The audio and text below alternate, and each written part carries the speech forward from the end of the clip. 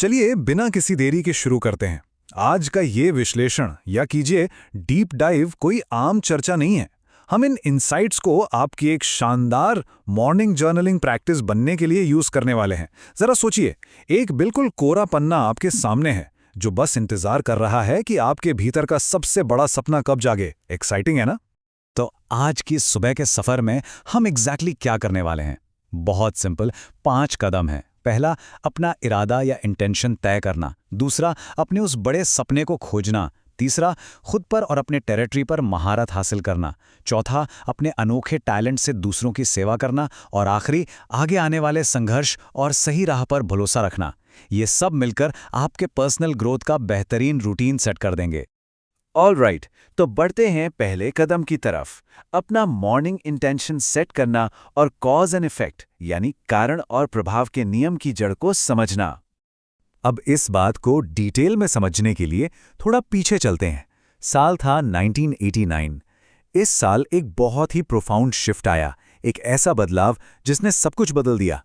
हुआ ये था कि सीट ऑफ द सोल नामक एक ऐसी किताब सामने आई जिसने सचमुच सोचने का नजरिया ही पूरी तरह से पलट कर रख दिया। इस किताब के लेखक गैरी जुकाव की एक बात यहां बिल्कुल गौर करने लायक है। वो कर्मा और मोशन के तीसरे नियम की बात करते हैं।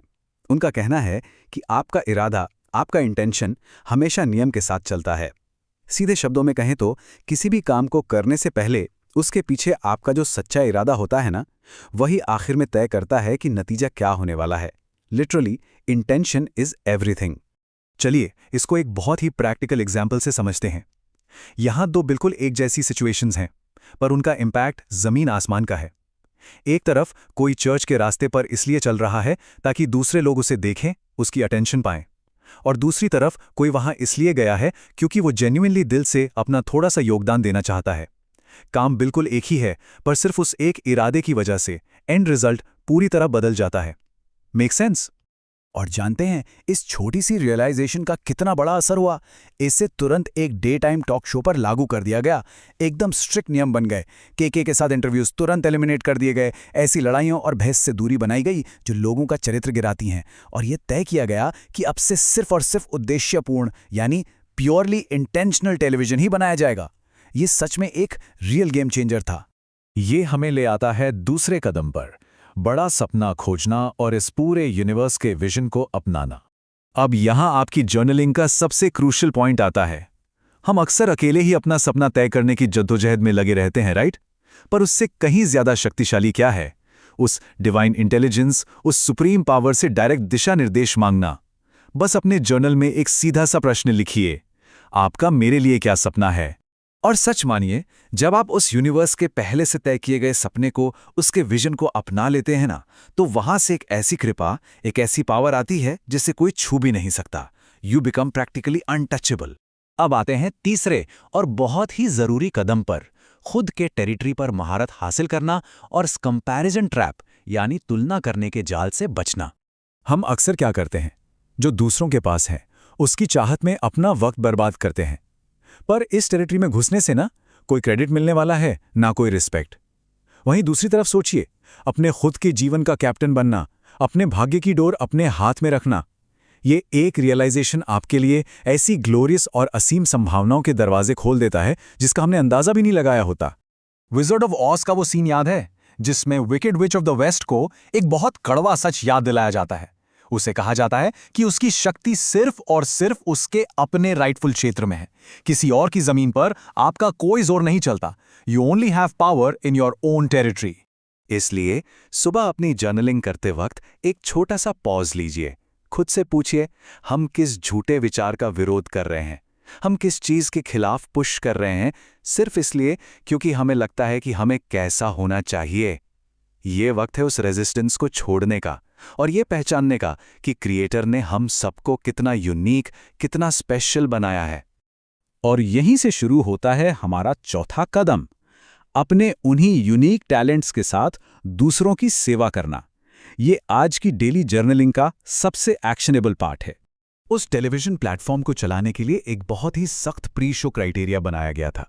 हर एपिसोड को इन 4 परीक्षाओं से गुजारना होता था। क्या ये दर्शकों को अपलिफ्ट कर रहा है? क्या ये उन्हें एनलाइटन कर रहा है? क्या ये उन्हें इनकरेज कर रहा है?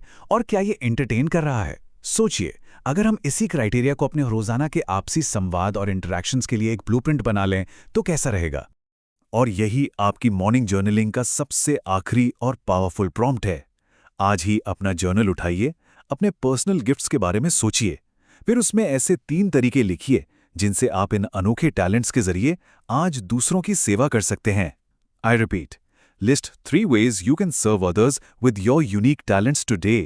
और उसके बाद पूरे इरादे और इंटेंशन के साथ एक्शन लेने का एक पक्का संकल्प लीजिए। फाइनली आते हैं 5वें कदम पर, द राइचस क्लाइंब पर भरोसा रखना और इस सफर में आने वाले संघर्षों का पूरी हिम्मत से सामना करना। देखिए, सफर आसान नहीं होता। एक पूरे आरामदायक कल को पीछे छोड़ने के बाद जब ओएन नेटवर्क बनाने की शुरुआत हुई तो वे महीने एक कड़ी परीक्षा थी। लोग केबल पैकेजेस तक नहीं समझ पा रहे थे। और जरा सोचिए, एक आम इंसान गलती करता है तो अकेले में पछताता है, पर वहां हुई हर छोटी बड़ी गलती सीधे CNN के न्यूज क्रॉल पर सारी दुनिया के सामने फ्लैश होती थी, लिटरली सबके सामने। पर क्या इससे हिम्मत हारी गई? बिल्कुल नहीं। उन सारी आलोचनाओं के बावजूद जब सब कह रहे थे कि बजट नहीं है, तब टाइलर पेरी जैसे एक सच्चे दोस्त के साथ मिलकर एक नया सपना बुना गया। The haves and the have nots, love thy neighbour, ऐसे शानदार फाउंडेशनल शोज बनाए गए। इसने एक बार फिर साबित कर दिया कि अगर आपका विजन क्लियर हो और मेहनत सच्ची हो तो पुराने डर को पीछे छोड़कर नए सपने 100% साकार किए जा सकते हैं। उन सबसे मुश्किल और अंधेरे क्षणों में जब लग रहा था कि सब खत्म हो जाएगा, तब एक चीज ने सबसे बड़ा एंकर का काम किया। प्रोवर्ब्स का ये पर्टिकुलर वचन 11:28। इस आयत में बहुत ही प्यारी और स्पष्ट बात लिखी है।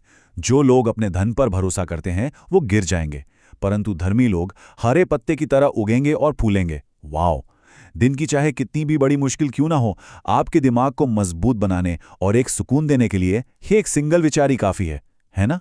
तो आखिर में, जैसा कि आपके जर्नल का यह पन्ना पलट चुका है और नया दिन शुरू हो रहा है, मैं आपको इस आखिरी सवाल के साथ छोड़ना चाहता हूं। आज जो डिलिबरेट इंटेंशन आपने सेट किया है, वो आपके ठीक अगले कदम के आउटकम को कैसे शेप करने वाला है? सुबह की इस पावरफुल शुरुआत को आज अपने हर छोटे बड़े एक्शन में याद रखिएगा। Have a wonderful, completely intentional day ahead.